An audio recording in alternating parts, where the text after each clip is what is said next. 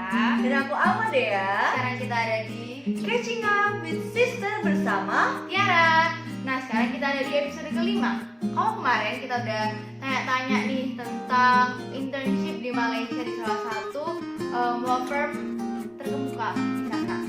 Nah, sekarang kita bakal kasih tahu ke teman-teman, bukan kita, tapi Dea akan kasih tahu ke teman-teman mengenai tips and trik menjadi siswa exchange student yang aktif. siswa exchange student. Baik kakak. Exchange student yang aktif dan produktif. Gimana sih caranya bisa memanfaatkan kesempatan yang ada dan tetap berkegiatan walaupun kondisinya sudah tidak memungkinkan. Oke, langsung aja nih, silahkan. So aku tuh sih tipikal orang yang aktif ya, you know me lah ya. Ya. Oke, aku orang yang aktif, but still aku suka mager juga, so don't get me wrong. But aku tuh suka banget melihat agenda yang padat, karena aku ngerasa menjadi exchange student itu kita dibatasi oleh waktu. So for me, 1 semester aja exchange aku hanya punya 6 bulan dan aku harus maksimalkan itu dengan baik gitu. Dan aku juga menyadari bahwa memiliki title exchange student aja tuh tidak cukup untuk elevate diri aku. So ini highlight yang menurut aku menarik karena menurut dia jadi exchange student ini nggak cukup untuk jadi exchange student aja gitu ya, karena kayaknya kalau misalnya kita cuma jadi exchange student ya udah level doang, apa sih yang bisa kita improve lagi dari situ gitu. Betul banget, yang penting itu adalah bagaimana kita memanfaatkan exchange student kita dan bagaimana apa yang kita pelajari ini bisa bermanfaat untuk orang lain. Dengan didasari 2 hal tersebut, aku memiliki 4 tips bagaimana cara menjadi exchange student yang produktif. Yang pertama adalah kita harus self-reliance. Maksudnya adalah kita harus percaya dengan kemampuan diri sendiri. Terus terobos aja gitu. Tentu terobosnya yang dalam koridor positif ya sis. In the sense bahwa bukan berarti bila kita sendirian itu berarti kita harus mundur. Jalan aja asalkan kita yakin memang ini baik. Contohnya tuh pas aku traveling, aku kan emang pingin banget tuh explore Malaysia karena it's easy lah, banyak banget area bisa diakses dengan jalur darat. Dan kemarin juga pemerintah Malaysia sportif juga ya. Betul banget, kayak banyak kasih tiket promo gitu, which we will discuss it on the next video ya. Oke.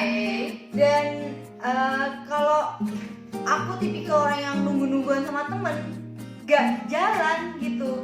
So what I did is that yaudah aku beli aja tiket, pede aja kayak if aku harus jalan sendiri, that's okay.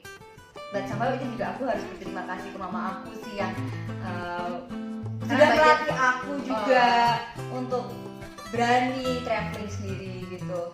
But at the end of it, aku juga ngajak temen gitu, kalau kalian mau jalan ya go ahead aja, but even if kalian gak ikut, I'm still going.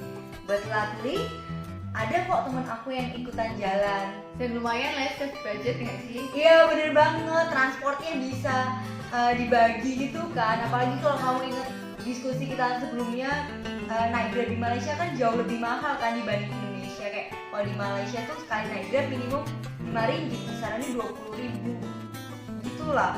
Dan di Indonesia kan lebih murah gitu. So itu dia tips yang pertama, kita harus self-reliance. Yang kedua adalah kita harus memiliki moto untuk memanfaat segala kesempatan yang ada. Maksudnya gimana sih? So kita harus pintar-pintar melihat apa yang ada dan kita matchkan aja dengan passion kita gitu. Contohnya pas kemarin tuh pas lockdown, nggak bisa kemana-mana kan. Goal aku untuk explore Malaysia harus tertunda dulu. But kalau aku hanya fokus, aku nggak bisa jalan-jalan, aku nggak bisa explore sebagaimana yang aku inginkan, ya aku akhirnya nggak bisa kemana-mana gitu. I decide untuk melihat silver liningnya. Apa itu silver lining? Kayak pencerahan, hal positifnya gitu sis tuh. Karena lockdown, aku akhirnya memiliki banyak waktu. In which dengan waktu yang aku miliki, aku bisa banyak membaca buku. Nah, dengan banyak membaca buku, aku pun bisa lebih fokus untuk create konten YouTube aku, karena kan YouTube aku tentang literasi gitu sih. And juga karena aku lagi exchange, aku pun punya banyak teman lokal kan, jadi aku bisa mendapatkan insight-insight menarik. Kayak contohnya tuh ternyata ada satu buku, ya contoh satu buku yang orang Malaysia dan Indonesia itu sama-sama suka sis. Nah kalau misalnya teman-teman penasaran buku apa, silahkan cek aja di channel aku. Pintar sekali promosi. Nah tapi kan itu insight yang kita nggak bisa dapet gitu aja kan, itu yang kayak kita harus kejar gitu. So itu dia sih contoh simple dari bagaimana kita harus memaksimalkan keadaan yang ada. Tips selanjutnya, tips ketiga, yaitu kita harus mencari komunitas. Kenapa sih kita harus cari komunitas? Apa adanya lingkungan sportif kali ya? Iya benar banget, karena especially as a foreigner ya, kayak aku gini, aku ke Malaysia masih kayak aku harus ngapain nih. Nah dengan kalian memiliki komunitas, maka ada support system gitu loh. Waduh deh, aku bingung nih gimana caranya mencari komunitas. Ada dua cara. Yang pertama adalah melalui teman kamu. Nah kalau biasanya untuk international student itu ada international office-nya gitu sis, dan biasanya mereka welcome banget kalau kita tanya-tanya, aku tuh memiliki passion di bidang ini, let's say olahraga, enaknya aku join apa ya. Biasanya mereka welcome banget kok dengan international student yang mau berpartisipasi di acaranya mereka. Dan cara kedua adalah carilah teman-teman yang satu bangsa. Oh, kenapa? Karena dengan demikian kita bisa mendapatkan akses makanan enak, makanan hoki Indonesia. Berarti gitu. kurang lebih kayak cari-cari di PPI kali ya? Iya benar. Kalau buat teman-teman yang belum tahu, PPI itu adalah Persatuan Pelajar Indonesia. Dan untungnya di universitas aku ada sis PPI. Wah, untung. Dan di PPI ini kita bisa banget mengeksplor banyak hal gitu. So itu dia, kembali lagi kita bagaimana mau memanfaatkan apa yang ada. Biasanya makanan ya PPI itu kalau misalnya ketemu ya. Iya betul banget. Oke. Kan pempek. Udah nggak usah dibahas di sini tentang makanannya. Lanjut. Dan tips yang terakhir, tips yang keempat adalah kita harus berani untuk stepping out of the comfort zone.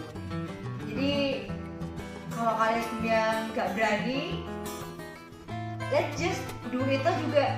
Apa ya, kalau mungkin kalau di Indonesia kita dari tempat sendiri tuh kadang ngerasa malu nih reputasiku kayak gimana gitu. But when you become an exchange student, it's like you're starting new page gitu loh.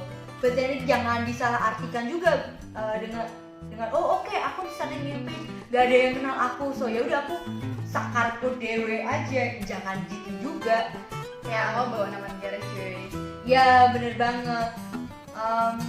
Maksud aku stepping out of comfort zone ini tentu masih dalam koridor yang positif ya. Kayak kemarin contohnya nih, aku alhamdulillah bisa kolaborasi dengan dosen aku. Gak cuma dosen biasa sih, tapi dia tuh Vice Dean di Fakultas Hukum UiTM. Fakultas Hukum UiTM.